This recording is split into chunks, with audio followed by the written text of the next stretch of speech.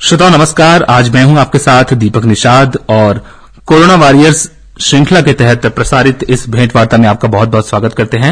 श्रोताओं, हम सभी जानते हैं कि कोरोना वायरस से निपटने के लिए वैक्सीन यानी टीकाकरण एक बहुत बड़ा माध्यम है और टीकाकरण न सिर्फ सरकारी केंद्रों पे हो रहा है बल्कि बहुत अनूठे प्रयास भी किए जा रहे हैं इसको लेकर के। ड्राइव इन वैक्सीनेशन जैसे कार्यक्रम भी हमारे सामने हैं। उसके अलावा बहुत सारे ऐसे निजी केंद्र भी हैं, निजी चिकित्सालय और स्वास्थ्य केंद्र हैं जहां पे ये कार्यक्रम संचालित किया जा रहा है। तो आज हम टीकाकरण के बारे में बात करने जा रहे हैं।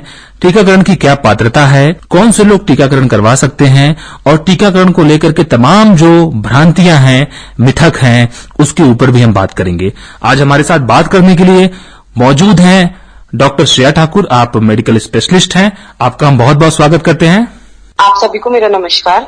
सबसे पहले इस कार्यक्रम की शुरुआत में आपसे हम जानना चाहेंगे डॉक्टर श्रेया ठाकुर, टीकाकरण को लेकर के लोगों के मन में बहुत सारी भ्रांतियां हैं और कई बार ऐसा भी देखा जाता है, लोग बात करते हैं कि टीकाकरण के बाद भी लोगों के अंदर कोविड की समस्या, कोविड बीमारी की समस्या हो जाती है। तो क्या दोनों के बीच अंतर संबंध है या सिर्फ ये एक मिथ है? आप क्या कहना चाहेंगी? जैसे कि आपने मुझसे जो सवाल पूछा उसके दो पार्ट हैं। पहला जो भाग है वो ये है कि क्या टीकाकरण से जो भ्रम पैदा हो रहा है लोगों के अंदर कि टीकाकरण कराने के बाद उनके अंदर बीमारी आ जाती है या क्या होता है। तो टीकाकरण अभी बचाव और सुरक्षा दोनों के नजरिए से सबसे अच्छी चीज है।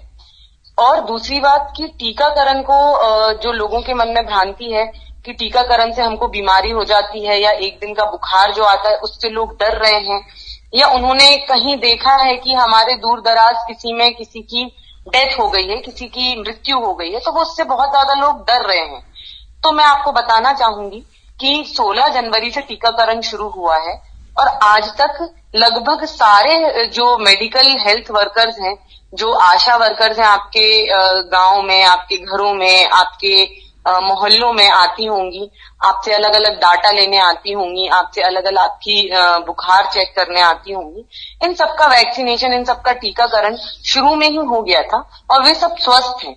और अभी भी जो लोग टीकाकरण करा के जा चुके हैं हमारे अस्पताल से भी और यहाँ जो पीटीसी ग्राउंड सेंटर से भी करीब 2-2.5 हजार लोग टीकाकरण करवा के जा चुके हैं और उनमें हमें कभी ऐसा कोई साइड इफेक्ट देखने को नहीं मिला या ऐसे कोई लक्षण देखने को नहीं मिले जिनसे हम आपको ये कह सकें कि टीकाकरण सुरक्षित नहीं है।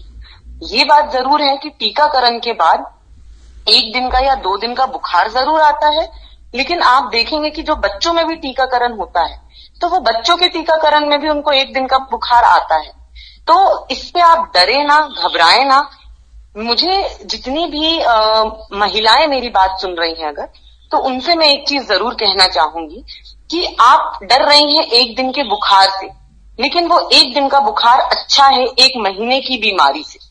तो आप इस बात को समझें कि अगर 1 दिन आपकी रसोई में खाना नहीं बनेगा तो वो ठीक बात है, लेकिन अगर आप 1 महीने के लिए बीमार हो जाती हैं, अगर आपको कोरोना हो जाता है तो फिर आप 1 महीने आपका घर कैसे चलेगा, आप ये जरूर सोचें। तो इस चीज पे आप गौर करें। और दूसरा सवाल आपका जो था कि जो भ्रम लोगों में है और जो लोग इस तरीके का सोच रहे हैं, तो आप लोग डरे ना, घबराए ना। अभी जो कभी किसी में डेथ हो जाती है तो वो हो सकता है उनकी किसी और बीमारी के कारण मृत्यु हुई हो। टीकाकरण की वजह से मृत्यु होना ये कहीं भी अभी डॉक्यूमेंटेड नहीं है। कहीं इस पे ऐसा केस सामने नहीं आया है जिनकी डेथ भी हुई, उन पर पढ़ाई भी की गई तो उसमें यही सामने आया है कि उनको कोई और बीमारी थी, टीकाकरण के कारण उनकी मृत्यु नहीं हुई है। तो इस बात से आप डरे ना, घबराए ना। बिल्कुल, बहुत महत्वपूर्ण बात आपने बताई डॉक्टर श्रेया ठाकुर की। टीकाकरण बिल्कुल सुरक्षित है और टीकाकरण ही एक उपचार है, एक उपकरण है जिससे हम इस महामारी से बाहर आ सकते हैं। टीकाकरण के अलावा टीकाकरण तो एक महत्वपूर्ण उपकरण है ही हमारे हाथ में और ये अभियान बहुत तेजी से आगे भी बढ़ रहा है। डॉक्टर श्रेया ठाकुर, आपसे हम ये जानना चाहेंगे कि वैक्सीनेशन को लेकर के लगातार नई गाइडलाइंस आ रही हैं, तो अभी हालिया गाइडलाइंस जो भारत सरकार के स्वास्थ्य एवं परिवार कल्याण मंत्रालय की तरफ से जारी किया गया है, उसके अंतर्गत कौन कौन से लोग वैक्सीनेशन के लिए पात्र होते हैं? तो अभी जो नई गाइडलाइंस आई हैं, उन गाइडलाइंस के तहत जो स्तनपान कराने वाली महिलाएं हैं वो भी अब अपना टीकाकरण करवा सकती हैं। दूसरी बात कि जो लोग जिनको अभी जैसे कोरोना वायरस का इन्फेक्शन हुआ है, जो अभी बीमारी से रिकवर हुए हैं, ठीक हुए हैं, वो लोग अब अपना अगला वैक्सीनेशन 3 महीने बाद करवा सकते हैं। और कुछ लोगों के मन में ये डर होता है कि हमें वैक्सीनेशन करवाने के बाद, मतलब टीकाकरण करवाने के बाद कोरोना इन्फेक्शन हो गया है। तो ऐसा नहीं है कि वो टीकाकरण करवाने के बाद हुआ है, ये टीकाकरण के कारण नहीं होता है। अभी जैसे कुछ लोगों के पहले वैक्सीनेशन के बाद उनको कुछ लक्षण आए कोरोना के और अब वो ठीक है, स्वस्थ है, तो वो भी अपना वैक्सीनेशन अगला डोज 3 महीने बाद ही करवाएं, नई गाइडलाइंस के तहत। कोविड महामारी से बचने के लिए क्या वो एहतियात हो सकते हैं जिनका पालन करके हम कोविड महामारी से बचे रह सकते हैं? कोविड महामारी से बचने का जो सबसे बड़ा तरीका है वो तो है कि हम मास्क लगाएं। अपना बचाव ही तरीका है। तो बचाव कैसे करना है? आपको मास्क लगा के रखना है और मास्क लगाने के साथ साथ अपने हैंड सैनिटाइज करने हैं, हाथ धोने हैं बार बार। आपके पास सैनिटाइजर नहीं है तो आप साबुन से हाथ धोएं हर आधे घंटे 1 घंटे में, वो भी बहुत है।